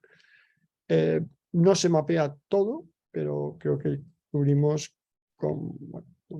mucho más de lo que yo hubiera esperado que pudiéramos haber hecho hace 2 o 3 años con otras tecnologías, con las tecnologías anteriores. Entonces, esto es tecnología real. Estamos en una discusión con el grupo de tecnología del Hospital Clínico ahora mismo para reemplazar el sistema que ellos tenían de palabras clave para la asignar los pacientes según les llegan de los hospitales de referencia, reemplazarlo por el sistema de TextMine. O sea que lo digo porque es suficientemente real como para reemplazar piezas de software dentro del entorno de la tecnología del hospital por hacer este tipo de cosas. Entonces, bueno, esto es lo que esperamos, que obviamente esto luego sigue un proceso de normalización, pues a reconocer las entidades y luego normalizarlas, lo cual es otro segundo esfuerzo, y esperamos que podamos añadir esta información a la información que viene ya codificada en los medical records o comparar una con la otra. Y chan, esto era lo que tenía para contaros. Muchas gracias y bienvenidos si queréis visitarnos en el BSC. Bueno, pues desde luego cuenta con nosotros. De hecho, creo que te vamos a escribir rápido. Conmigo también. Sí. Creo que nos vamos a escribir rápido para haceros una visita, sin duda. Bueno, pues yo creo que dos presentaciones espectaculares y quería comenzar con una primera pregunta, porque yo creo, además, que se nota, ¿no? En las presentaciones y cómo lo sentís y cómo lo transmitís, yo creo la ilusión, ¿no? por este gran proyecto. Y es una pregunta un poco más general y dirigida a los dos, ¿no? ¿Qué creéis que significa Impact en la ciencia española en cuanto al avance, a ponernos en el mapa a nivel internacional? Vamos tarde, estamos a tiempo de alcanzar a los líderes, que son más los países anglosajones, Centro Europa. ¿Cómo lo veis? ¿Haría falta más gasolina todavía, más financiación? ¿Echáis en falta? Una primera pregunta, un poco más política, si queréis, de política de ciencia. Bueno, empiezo yo, no sé, Alfonso, a lo mejor quieres empezar tú, no lo sé. No, adelante. Que hace falta más gasolina es evidente. Vamos a ver, yo voy a hablar de la parte que controlo y que conozco, porque sería por mi parte pues, extremadamente osado contestar en el ámbito de datos, que está aquí Alfonso y lo conoce mucho mejor que yo, pero ningún país ha creado una corte como esta. Primero, ninguno lo ha creado con esta organización de representatividad que venía ya planteada en la convocatoria, lo cual, si lo conseguimos, es un éxito, y si no lo conseguimos, pues nos habremos quebrado la cabeza y habremos tardado mucho. Ningún país lo ha hecho con un horizonte de 3 años. La mayor parte de los países han puesto el dinero sobre la mesa o la propuesta sobre la mesa con planes de 10 años o algo así, ¿no? Para cubrir, o sea, para que sea realmente un esfuerzo nacional. Dicho esto, pues cada país es como es, y también por alabar la idea o la puesta en marcha desde el instituto, yo no soy del FIS, ¿no? pero el instituto utilizador, entiendo la herramienta que tiene, que es la de los proyectos de investigación. Lo otro es discutir en el Parlamento. En fin, todos somos conscientes de lo que implicaría. Entonces, gasolina hace falta más, un horizonte de tiempo más largo. ¿Llegamos tarde? Bueno, pues sí, llegamos tarde, pero para eso no, quiero decir, lo estamos haciendo más tarde que otros, lo cual tiene la ventaja de aprender de otros también. Y seguramente, nosotros tenemos la perspectiva de que los datos sean útiles aquí. Si son útiles aquí y somos capaces de llevarlo a cabo, y es un reto, tenemos que demostrar que realmente somos capaces, creo que estaremos en el mapa ya, y que eso permitirá seguro establecer más alianzas de las que ya existen alianzas internacionales, y seguramente pues podremos proporcionar información que sea interesante en otros contextos, porque nuestro contexto es distinto. Así que bueno, yo estoy preocupada con ponerlo en marcha y no tanto con el llegamos tarde, porque eso ya no tiene ningún remedio. Yo no Sí, tengo, Alfonso. sí, bueno, no tengo mucho que añadir a lo que ha dicho Marina. Nos preocupa la continuidad, esto está muy bien, y creo que como esfuerzo inicial y como iniciativa del ISTI es histórico, ¿no? Llevamos años diciendo necesitamos un proyecto de medicina personalizada nacional, un proyecto de medicina personalizada, y finalmente tenemos un proyecto de medicina personalizada nacional. Genial. Esto me parece histórico, absolutamente histórico. Por lo que dice Marina, las convocatorias, cómo son las cosas y tal, claro, nos preocupa que se acaba esto, la idea es que debe ser estable, pero claro, no será, no lo será, habrá dinero en el siguiente periodo, habrá continuidad y tal. Sería una pena, pero también hemos visto otras iniciativas. Si todos recordáis, el proyecto inicial de leucemia linfocítica crónica, que fue el primer proyecto y el único proyecto grande de genómica que ha habido en España, que tuvo un éxito tremendo, fue el primer proyecto que en el Consorcio Internacional del Cáncer publicó datos. De ese estudio se ha derivado todo lo que ahora es el tratamiento, una parte de lo que son las guidelines de tratamiento en esa leucemia, o sea que ha pasado realmente a la práctica y sin embargo se decidió no invertir en las siguientes fases del proyecto internacional del cáncer, ¿no?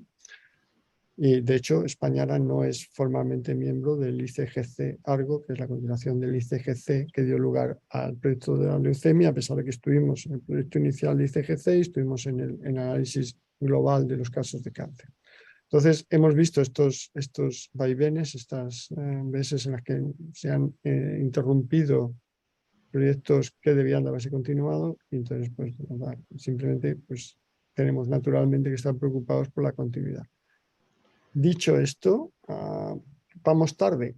En nuestro caso no vamos tarde, o sea, lo que tenemos de datos, hay quien tiene cosas montadas mejores que nosotros, hay quien tiene montajes que llevan funcionando tiempo, algunos de los landers en Alemania, algunos países nórdicos, Suiza que he mencionado antes, pero nosotros también tenemos cosas que ellos no han montado. EGA es nuestro mucho más que suyo, tanto en invento como en tecnología.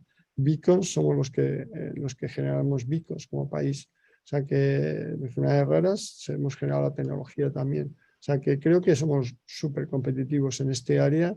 No vamos por detrás de los otros países. Quizá vamos por detrás en una parte de infraestructura, de instalación de infraestructura, pero no en otra parte de desarrollo de software. O sea que no creo que... Bueno, ahí estamos. O sea que el principal problema será la continuidad.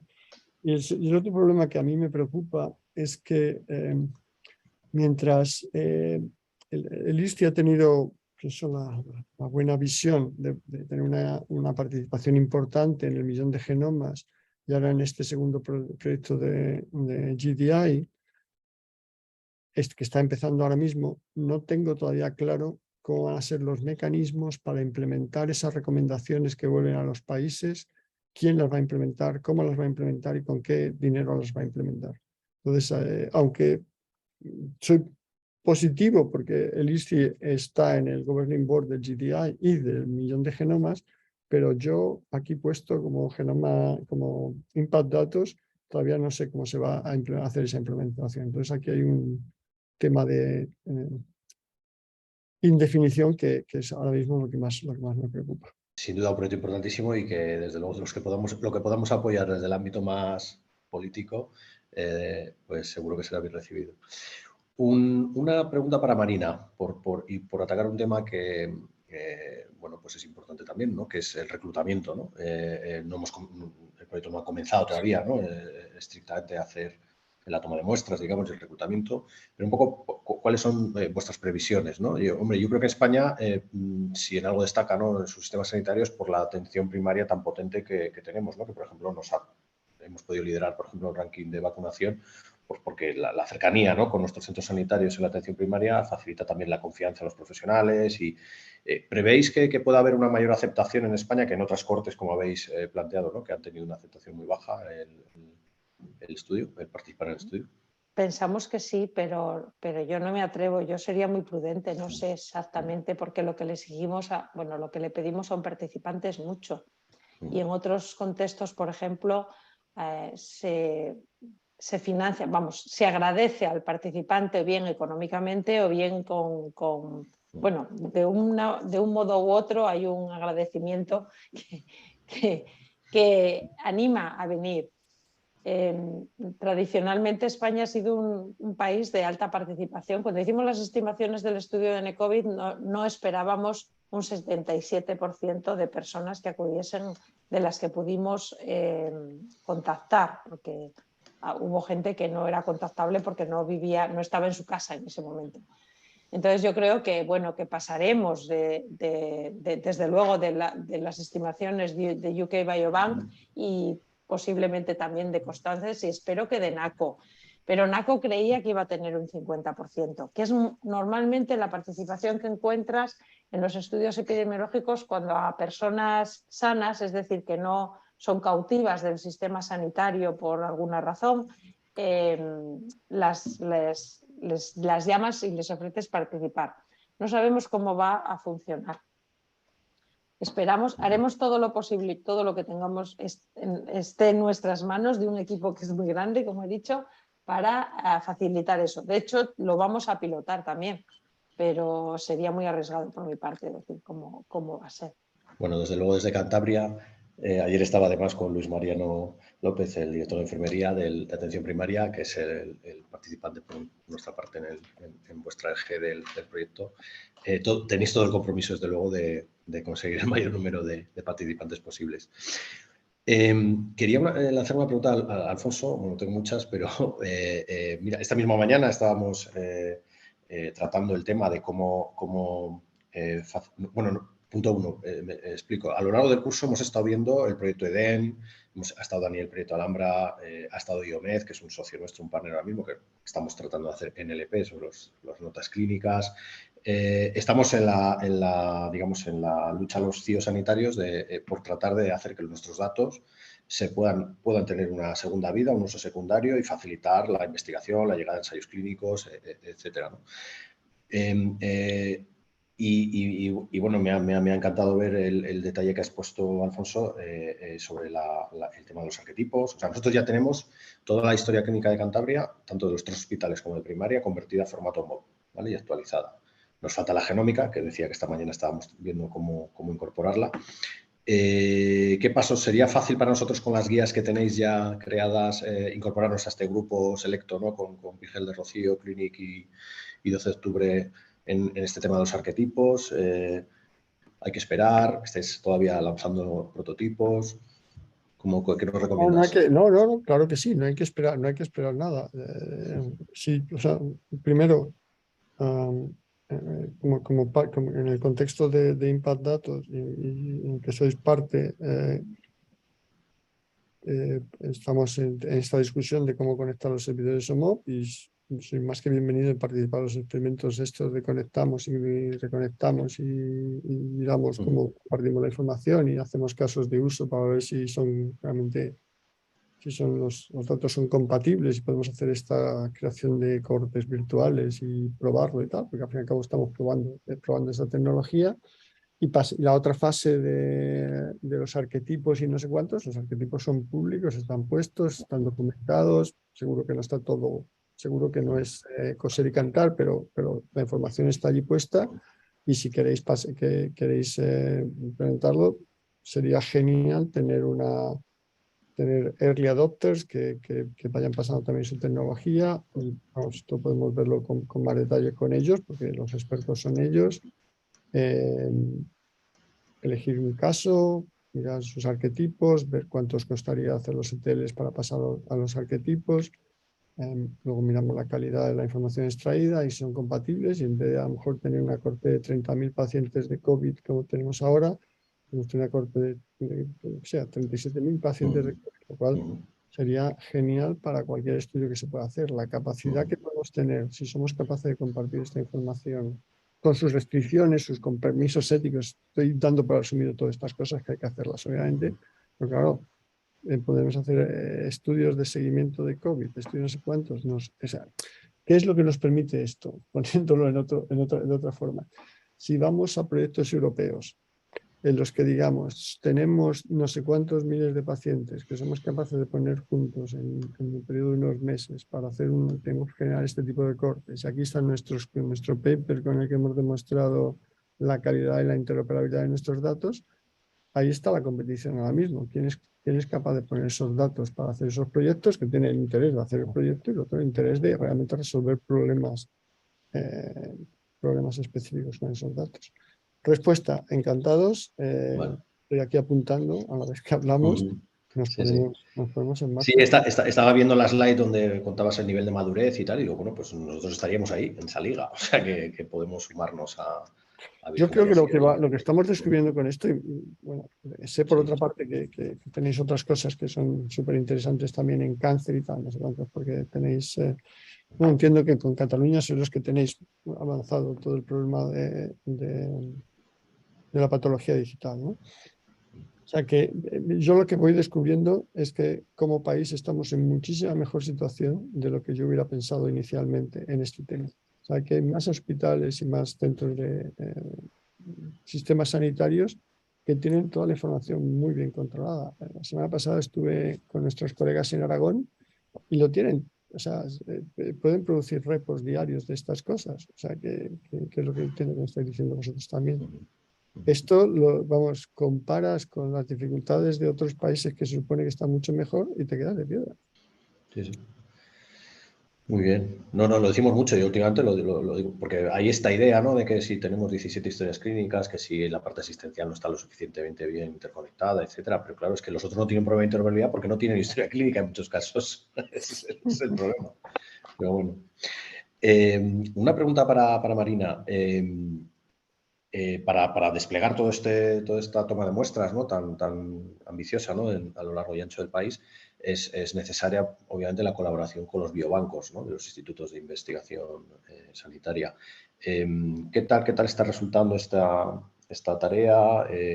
¿Es un esfuerzo logístico tremendo? ¿Cómo funciona esta colaboración, ¿no?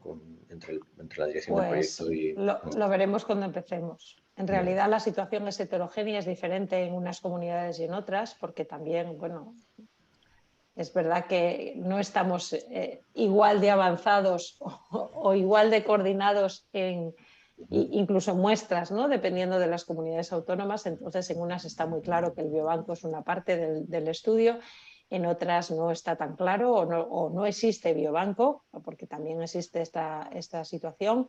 El destino final lo ha decidido el Instituto de Salud Carlos III y es el biobanco del Carlos III, pero obviamente la plataforma de biobancos está ahí, funciona muy bien y nosotros vamos a agradecer y a solicitar la ayuda que necesitemos, siempre a través de la comunidad autónoma, porque como digo, la situación es muy heterogénea y en ese sentido ellos son IPs en su propio territorio. Gracias, Marina. Vamos viendo, ¿no? Como bien dices, ¿no? A ver qué tal arranca la campaña. Tenía una pregunta para Alfonso. Hemos hablado del texto, ¿no? En detalle, ¿no? De cómo estamos avanzando en conseguir sacar información útil de ese dato no estructurado, ¿no? Que es el texto. ¿Cómo estamos en la imagen y sobre todo cómo se está tratando el asunto de la imagen médica dentro del proyecto de Impact? Yo hablo mucho con uno de los referentes, ¿no? Que tenemos aquí en Valdecilla, que es Javier Gómez, ¿no? El jefe de servicio de anatomía patológica. Y bueno, me traslada esta idea, ¿no? de que los algoritmos que le enseñan o en los congresos y lo que va viendo por ahí, pues que hay mucha dependencia de aspectos locales, ¿no? De los sistemas de análisis de imagen que tiene cada centro, ¿no? Y como que es difícil, ¿no? Expandir un algoritmo, por ejemplo, que sea de utilidad para cualquier centro, ¿no? Pues porque depende de la tecnología de imagen o del tintado incluso de la imagen, etcétera. No sé cómo está el asunto de la imagen, o si esperáis también mucha información a partir de la imagen médica, o primero nos estamos centrando en otros ámbitos, ¿no? Como el texto o con la información ya propiamente estructurada. Sí, bueno, como sabes, tenemos toda una parte del World Package de Impact sobre imagen médica. Han producido un primer report sobre estándares y formatos y todo este tipo de cosas. Yo creo que a nivel de organización de los datos estamos bastante en línea. Hay varios consorcios europeos en este tema, estamos en esos, como país, estamos en esos consorcios europeos, tenemos buena capacidad para liderar, estamos liderando alguno de ellos, hay un proyecto que esperamos que salga ahora para unificar los repositorios de imagen médica a nivel europeo. liderado desde España o coliderado desde España. Creo que una parte fundamental, que es dónde están los datos y están en formatos accesibles y los sistemas de extracción de información están funcionando y los metadatos que caracterizan las imágenes están homogeneizados. Creo que está razonablemente en marcha y Impact va siguiendo esta estela y digamos que pienso que bueno, estamos ahí. La segunda parte, que es, tenemos los datos de imagen y tenemos los repos de radiología. Bien, podemos usar los repos. Podemos usar las imágenes directamente con sistemas de extracción de información que funcionen homogéneamente y extraigan cosas con sentido a través de las distintas imágenes de distintos repositorios con distintas máquinas y distintas tecnologías, que es a lo que tú te refieres. Esto no es mi área de investigación, pero por lo que vemos aquí, lo que nos cuentan, y es lo que tú estás diciendo, que en esto sigue siendo un tema de investigación, que no hay una solución única. Si miras en genómica, la convergencia a una hora, aunque parezca lo que parezca, distintos sistemas para hacer los alineamientos de las secuencias genómicas y extraer variantes, sigue habiendo un montón de problemas y sigue habiendo un montón de cosas por resolver, a pesar de que se haga diagnóstico a partir de estos genomas en muchos sistemas. En imagen está todavía mucho menos avanzada la tecnología. Esto es un problema que no vamos a enfrentar todo el tiempo. Si miras Genome England, que obviamente es el más avanzado en esto, tiene una solución estándar. Hacen secuencia, corren un software que lo corre una compañía, le devuelve unas variantes, las anotan y ese es el resultado. A sabiendas de que te pierdes cantidad de cosas, otras variantes, variantes de copia, de número de copia, pequeños inders, etcétera, etcétera. Pero bueno, desde el punto de vista de práctico tienes que tomar una solución, la menos mala o la más... ¿Cómo vamos a ir incorporando nueva tecnología a la vez que seguimos dando soluciones estándar? Este es un problema considerable, muy acuciante en un área en la que están pasando tantas cosas. Si esto está pasando en genómica, está más avanzado, en imagen, que está menos avanzado, diría yo, desde el punto de vista de los sistemas de análisis, quizá porque el problema es más complejo, pues menos todavía. O sea que no tengo una respuesta muy distinta a lo que tú has dicho. Los sistemas funcionan cuando lo pruebas con los casos de uso que te han dado, pero luego tiende a no funcionar cuando vas a otros casos de uso porque hay demasiadas características locales, cuando estás hablando de sistema de extracción de información directamente de las imágenes. ¿Los nodos Impact deberán tener su propio repositorio federado con el resto de la red? ¿Se prevé alguna inversión en la infraestructura necesaria para crear esos nodos de datos donde no existen? Sí, yo creo que no podemos ir a un sistema en el que todos necesiten tener su propia infraestructura, porque serían demasiado caros y demasiado difícil de mantener en la práctica. Y tenemos que tener una solución o única o varias soluciones grandes que permitan agregar datos y recursos de varios sitios. Creo que hay una economía lógica en todo esto. Técnicamente es posible y desde el BSC podemos facilitar, al menos en esta fase inicial de pilotos y prototipos, podemos facilitar esos recursos. Es decir, quien no tenga para mantener sus datos, se lo podemos mantener aquí, quien no tenga para calcular, podemos calcular aquí. Pero a largo plazo, cuando esto se estabilice, hace falta una inversión en infraestructura, tanto en los nodos locales como en estos nodos agregados, y esto no va a ser, o sea, de nuevo, cuando llegue a esta fase real de implementación, esto no va a ser ni fácil ni barato. Se habla de OMOP para la compartición de datos genómicos, puesto sería también reutilizable a nivel asistencial, o sería como podríamos tener esa información en las historias sin necesidad de transcribir los resultados a la historia. Ya, aquí hay un problema, que hay 1000 grupos de trabajo trabajando en esto, cómo se incorpora la información genómica en los historiales clínicos, qué parte de la información se incorpora y qué parte no se incorpora, qué parte de esta se describe y no se describe. De lo cual, bueno, pues no hay una solución única, ni siquiera está claro Ni siquiera la formulación del problema está tan clara en todos los casos. Problema uno, ¿qué parte de la información genómica se va a almacenar en los medical records? ¿Qué parte se va a almacenar como un fichero adjunto, como algo adjunto? ¿O qué parte ni siquiera se va a guardar porque genera más problemas que soluciones? Y esto ahora mismo no hay una decisión respecto a esto. No hay un estándar que se haya generado ni nada por el estilo. La otra es cuánto de esta información se va a usar para investigación. Claro, si es para investigación no te importa que haya 1000 variantes descritas junto a un caso porque puedes analizarlas posteriormente y a lo mejor te conviene tener más información. Si esto va a ser para uso primario, entonces es cuando entras en un problema grave porque tiene que ser algo que sirva para el diagnóstico. Entonces, incluso por economía de espacio, incluso, ¿no? y de análisis, ¿no? Y bueno, y por sanidad mental de los médicos que cuenten sí. con tanta información que tomar una decisión. Entonces, en esto yo no estoy, o sea, yo puedo pensar o opinar o seguir las discusiones de los expertos más expertos sobre cómo usarlo para investigación. El cómo se va a usar para uso primario no es mi tema y no voy a entrar en eso, pero sé que es un problema grave porque no quieres dar información sobre información genómica, variantes o lo que sea, que no sean accionables y no tengan un interés clínico directo. Y esto no es fácil hacerlo desde el punto de vista del que genera el report inicial, que no tiene por qué saber el contexto global de la pregunta, ¿no? Pues yo creo que es hora de dejarlo ya, viernes 28. Bueno, ha sido un curso creo que interesante. Obviamente tendréis que ser vosotros los alumnos los que nos lo digan en los cuestionarios de satisfacción. Pero bueno, agradecer a Marina y Alfonso su presencia aquí.